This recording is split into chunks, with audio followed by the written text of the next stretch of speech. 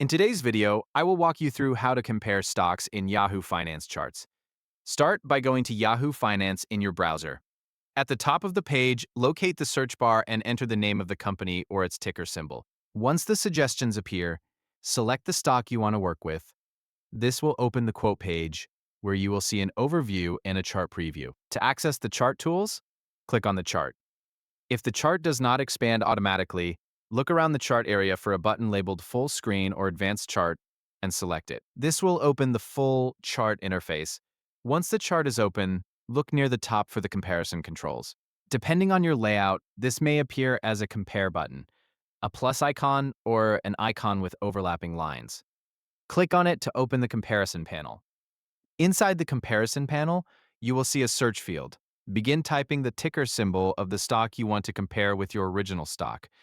As suggestions appear, select the one you want.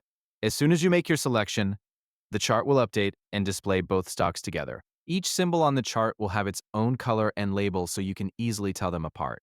If you want to remove one of the symbols later, simply find its name in the chart legend and click the small X next to it. You can also change the time range shown on the chart.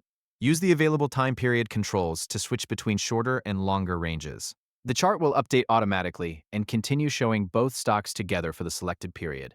If you want to compare another symbol instead, open the comparison control again and search for a different ticker. You can continue adding and changing symbols using the same process. Whenever you need to return to a simpler view, remove any symbols you no longer want by using the X beside their names. This allows you to keep the chart organized while focusing on the symbols you want to track. To review the process, search for your first stock and open its quote page. Open the full screen or advanced chart view. Click the comparison control, search for another ticker symbol, and select it. The chart will immediately display both stocks together. You can adjust the time range and remove symbols whenever needed.